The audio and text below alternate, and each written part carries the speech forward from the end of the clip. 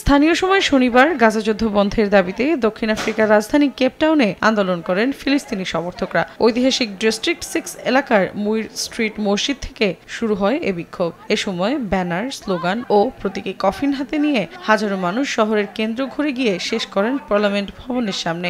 আহ্বান জানান চলমান সংঘাত বন্ধের।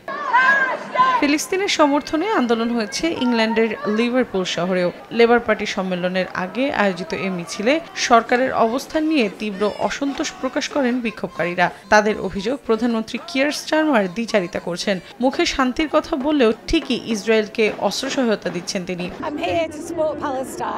ফিলিস্তিনিদের সমর্থন জানাতে আমি এখানে এসেছি। টিভিতে গণহত্যার খবর দেখতে দেখতে আমি অসুস্থ হয়ে গেছি। আমাদের সরকার এখনো ইসরায়েলকে অস্ত্র সহায়তা দিচ্ছে আর মানুষ না খেয়ে মরছে, যা কোনোভাবেই গ্রহণযোগ্য নয়।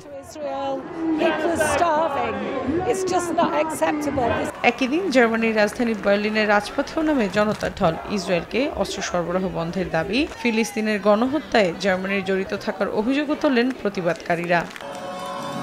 যুদ্ধবিরতির মাধ্যমে হামাসের হাতে আটক জিম্মিদের মুক্ত করে ফিরিয়ে আনার দাবিতে তেল আবিবের রাস্তায় বিক্ষোভ করেছেন ইসরায়েলি বাসিন্দারা। এদিন জিম্মি মুক্তিতে চূড়ান্ত সমঝোতার দাবি জানান তারা। মৌসুমী সাথী, সময় সংবাদ।